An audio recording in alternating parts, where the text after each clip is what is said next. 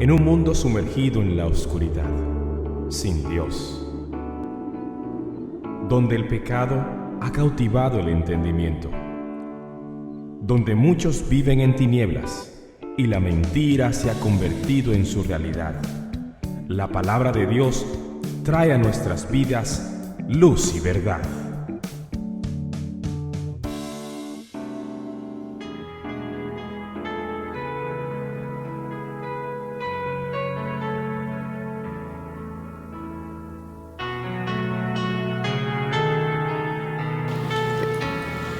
El tema titulado para el día de hoy es la mortificación del pecado. Y leo esta porción de la escritura que escribió el apóstol Pablo a la iglesia en Roma. Y en estos dos versículos él dice lo siguiente: por tanto, hermanos, tenemos una obligación, pero no es la de vivir conforme a la naturaleza pecaminosa. Porque si ustedes viven conforme a ella, morirán. Pero si por medio del Espíritu dan muerte a los malos hábitos del cuerpo, vivirán. Estos dos pasajes que ustedes ven aquí en la pantalla, sin lugar a dudas que se desprenden algunas verdades que me gustaría compartir con ustedes a manera de introducción. Estas palabras, en primer lugar, fueron escritas por el apóstol Pablo a los creyentes, a un grupo de cristianos en una iglesia en Roma. O sea que es una carta dirigida para cristianos. Y ese pasaje en particular es para cristianos. Lo segundo es que hace manifiesto que estos cristianos a quienes está dirigida esta carta aún tienen esa naturaleza pecaminosa que es conocida como viejo hombre en unas versiones, y en otras versiones es conocida como carne. Por lo tanto, cuando nosotros hablamos de la carne, estamos hablando de esa naturaleza pecaminosa, o estamos hablando también de ese viejo hombre que está en nosotros. En tercer lugar, en este pasaje se nos presentan que hay dos caminos.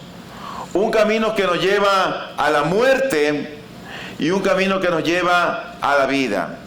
Siempre es así todo lo que presenta el Señor. Hay luz y tinieblas. Hay vida o muerte.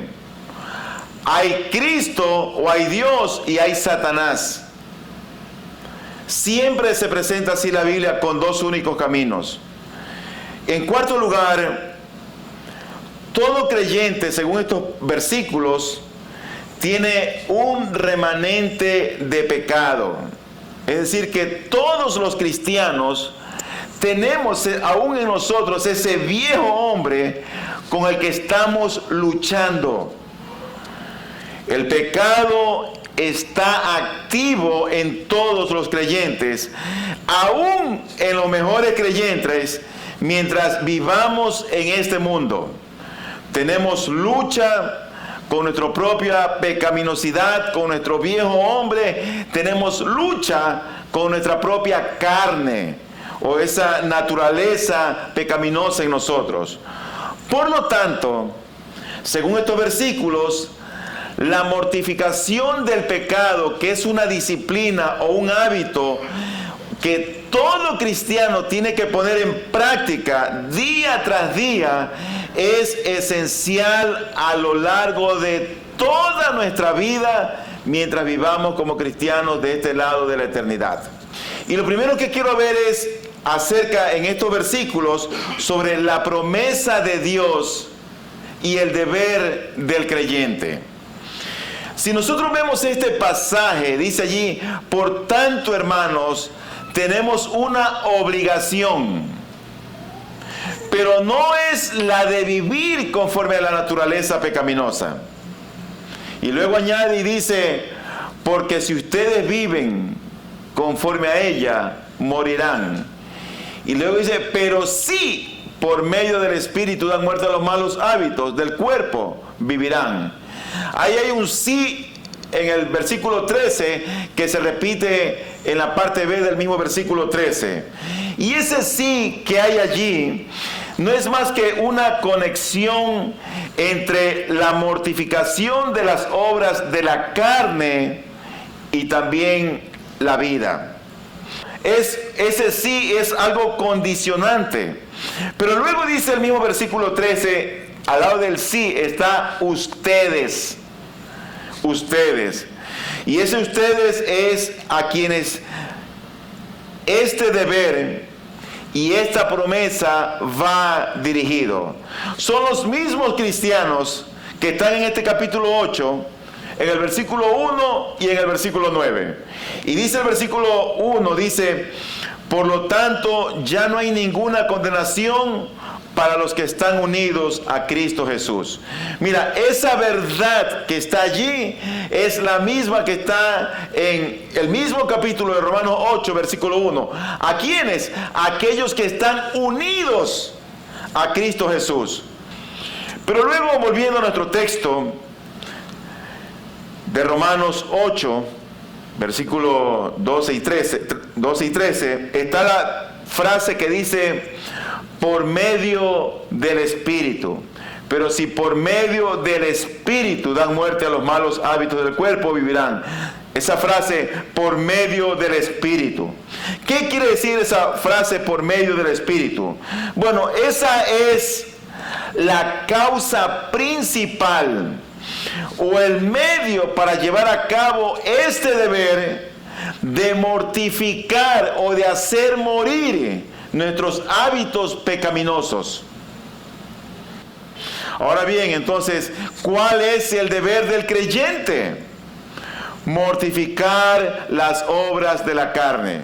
Ese es el deber del creyente. Mortificar las obras de las carnes. ¿Cómo está esta disciplina, esta práctica o tarea en tu vida? ¿Te encuentras tú consciente de aquellos pecados que muchas veces nos hacen quedar mal, que se admiran otros cuando nos ven? ¿Estamos realmente poniendo en práctica ese deber que, según la palabra del Señor, es una obligación del creyente de poner en práctica la mortificación del pecado en nuestras vidas?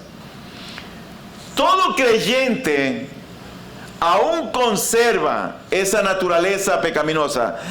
Qué maravilloso que Dios se encargó de salvarnos, de revelar a Cristo a nuestras conciencias, de poder contemplar al crucificado y al resucitado, de tener la esperanza que Él retorna otra vez por nosotros, pero al mismo tiempo saber que puso ese tesoro en vasos de barro, que aún hay un remanente de pecado en nosotros, y a pesar de que tenemos una nueva naturaleza, hemos sido regenerados, Dios nos ha transformado, no ha sido eliminadas las raíces pecaminosas que aún están en nosotros. La frase que se traduce allí como malos hábitos del cuerpo, en la Reina Valera se lo traduce como obras. ¿Qué son esas obras o esos malos hábitos del cuerpo? Bueno, son esos actos pecaminosos que la naturaleza pecaminosa o la naturaleza de nuestra carne los produce. ¿Tú quieres saber cuáles son? Con toda claridad el apóstol Pablo los describe en Gálatas capítulo 5, versículos 19 y 20. Y él dice allí: las obras de la naturaleza pecaminosa se conocen bien. Y oye lo que dice: inmoralidad sexual, impureza y libertinaje, idolatría y brujería, odio, discordia, celos, arrebatos de ira, rivalidades, disensiones, sectarismos y envidia, borracheras, orgías y otras cosas parecidas. Las obras de la carne son aquellas que menciona también aquí la Escritura. dan muerte o mortifican o hacen morir las obras de la carne, dice él, vivirán. ¿Qué significa dar muerte? Significa mortificar. ¿Qué significa mortificar? Hacer morir, amortiguar. Mira, eso lo que el apóstol menciona aquí es realmente un lenguaje figurado. Imagínate que te encierran a ti en una habitación grande que no hay escapatoria ni tiene ventana, solo una puerta. Y tú ves la puerta que puede ser la puerta de escape. Pero ocurre que de pronto se abre y en esa misma habitación te meten un león que no ha comido por 2 semanas. Y tú estás con ese leoncito ahí. Pero ocurre que arriba tuyo hay un francotirador que ve al león y cuando va a pegar el zarpazo sobre ti y con esos dientes bien afilados, justamente apunta a la cabeza del animal y lo mata. Le da muerte. ¿Qué representa esto? Bueno, ese león que estaba muy hambriento, cuando se lo mata, le quitas la fuerza, le quitas el poder y la vida para que ya no pueda hacerte daño en esa habitación donde tú estabas indefenso. Y esa es la figura que aquí se utiliza. Cuando la Biblia habla de dar muerte, significa quitarle la fuerza al pecado, matarlo de hambre, amortiguarlo o hacerlo morir. En otras palabras, ese viejo hombre, esa vieja naturaleza o esa carne que está en nosotros, con todos sus recursos, con todas sus habilidades y sabiduría de este mundo, con todas esas maquinaciones y fuerza, deberían ser muertos, mortificados. Es decir, su fuerza, su poder y su vida deberían ser quitados de la vida del cristiano con la ayuda del Espíritu Santo de Dios que está en nosotros. No hay que alimentar al viejo hombre. Hay que matarlo de hambre.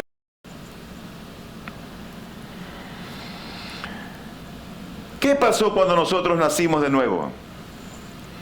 Tú me puedes decir, pero pastor, el viejo hombre fue crucificado.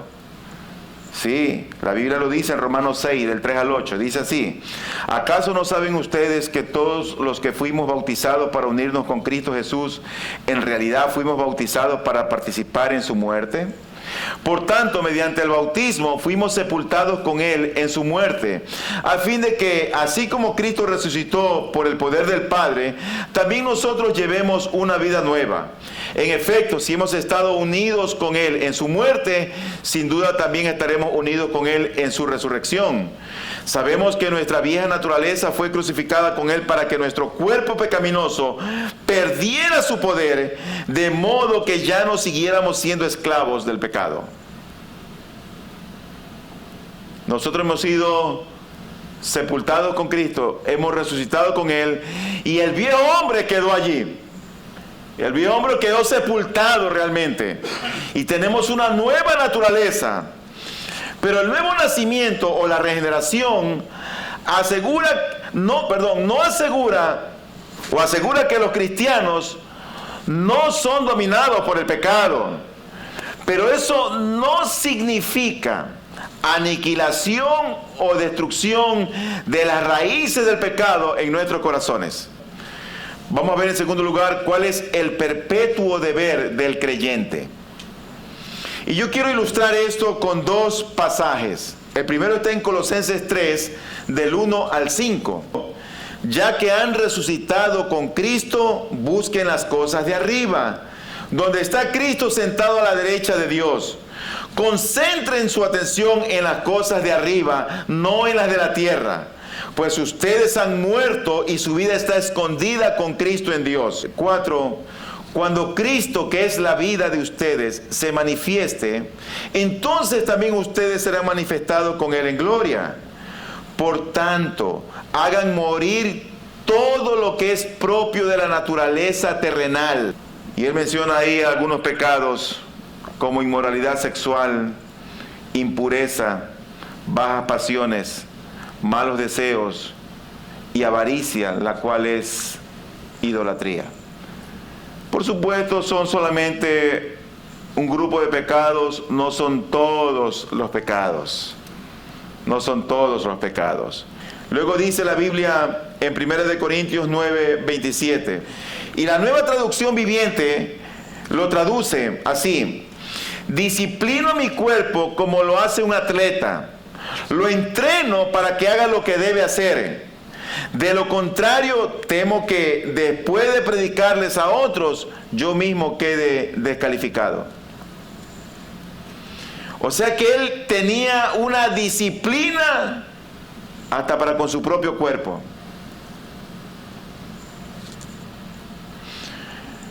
La práctica de la mortificación del pecado debe ser un deber perpetuo mientras vivamos de este lado del cielo. ¿Por qué debemos cada día mortificar el pecado? Pero yo te voy a mostrar algunas razones por las cuales debemos cada día mortificar el pecado que está en nosotros. En primer lugar, por ese remanente de pecado que aún está en nosotros. Romanos 7, 24 y 25. Soy un pobre desgraciado. ¿Quién me libertará de esta vida dominada por el pecado y la muerte? Gracias a Dios, la respuesta está en Jesucristo nuestro Señor. Así que ya ven, en mi mente de verdad quiero obedecer la ley de Dios, pero a causa de mi naturaleza pecaminosa, soy esclavo del pecado. En segundo lugar, si no es frenado o si no es continuamente mortificado, producirá en nuestras vidas pecados dominantes y escandalosos que dañarán nuestra vida espiritual. Ese pecado que empieza como una simple mentira y empieza a ser algo oculto, nadie lo sabe, nadie lo ve. Cuando eso ya es algo gigantesco que no se puede ocultar ni esconder, y tu vida está espiritualmente destruida. En tercer lugar, porque el engaño del pecado, ¿sabe a dónde nos puede llevar? A endurecernos. Ay, pero ¿y usted será santo, pastor? Todos somos pecadores. Y la gente pone una serie de excusas. Y cuando menos se da cuenta, esa persona, como no reconoce sus propios pecados, tiene un corazón endurecido. En cuarto lugar, porque con la nueva naturaleza y el Espíritu Santo que está en nosotros, tenemos los medios necesarios para oponernos al pecado y sus deseos malvados. Mi hermano, tú tienes al Espíritu Santo, tienes la palabra de Dios, tienes hermanos que te pueden dar un consejo, tienes una iglesia. En quinto lugar, el descuido de este deber, ¿sabe a lo que lleva? Nos lleva al decaimiento de la gracia en el alma y al florecimiento de la naturaleza pecaminosa. Hay hermanos y hermanas que tristemente en estos momentos actuales están pasando por situaciones difíciles, duras, porque simplemente no le dieron importancia a la pecaminosidad en sus corazones. En tercer lugar, ¿cuál es la obra del Espíritu Santo en la mortificación del pecado? Pero todo cristiano debe combatir y mortificar ese pecado. Porque si tú no lo estás haciendo, significa que ese pecado está cobrando cuerpo en tu vida. Y el pecado está empezando a reinar en tu vida. No lo digo yo, está en las Escrituras, lo que estamos viendo. Bueno, ¿cuál es la obra del Espíritu Santo entonces? Solo el Espíritu Santo es el único competente para mortificar el pecado.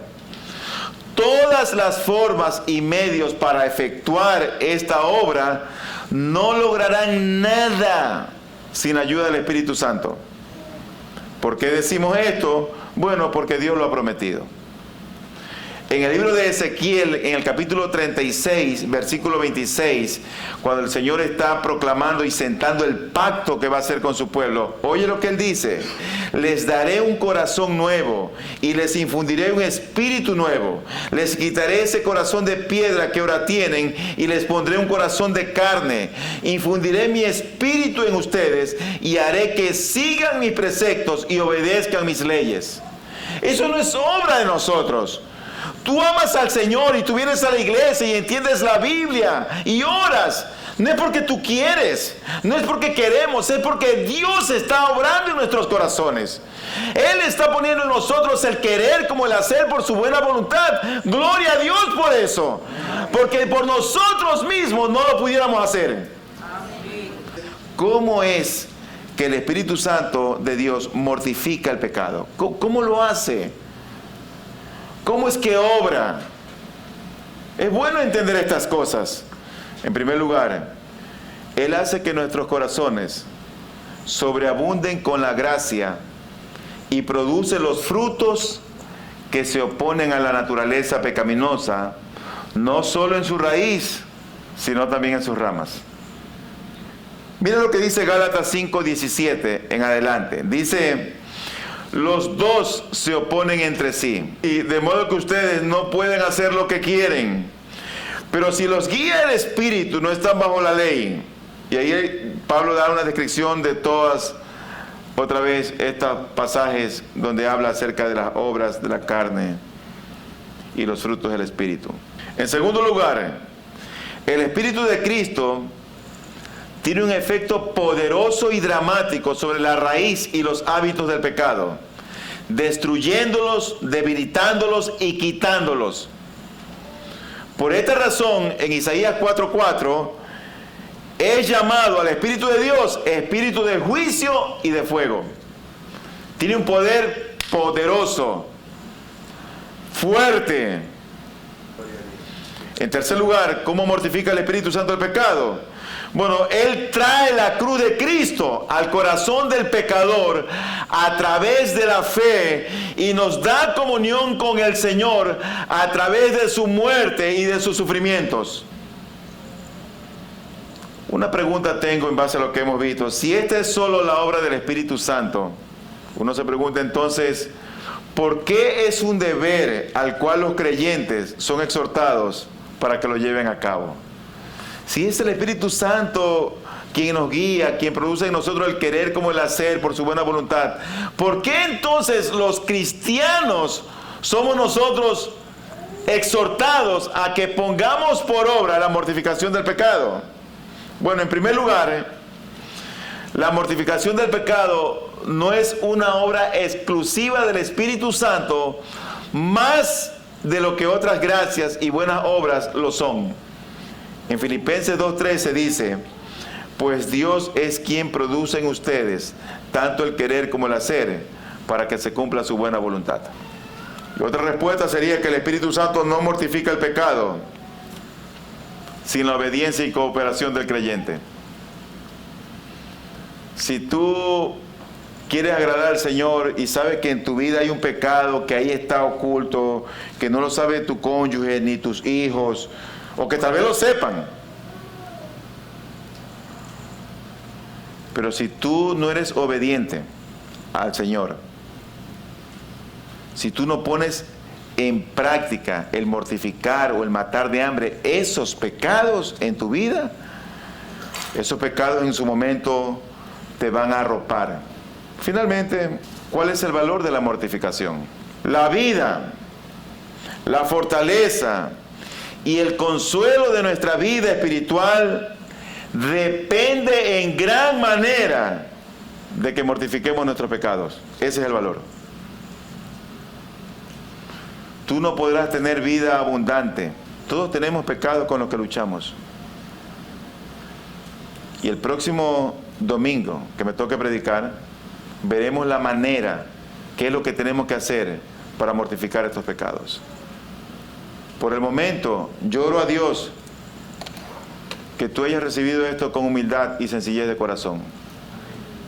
Y que no veas a fulano o sutano, sino que nos veamos a nosotros mismos y nuestra propia pecaminosidad. A nosotros mismos.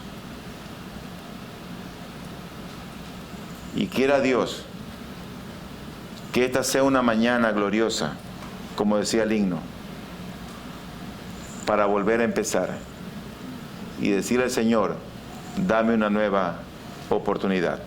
Luz y Verdad llega hasta usted gracias al compromiso y trabajo de personas e instituciones por la causa del Evangelio. Para obtener más información sobre nuestro ministerio y el trabajo que realizamos, ingrese a nuestra página web www.ibpg.es. Deseamos que este mensaje de la palabra de Dios traiga a su vida luz y verdad.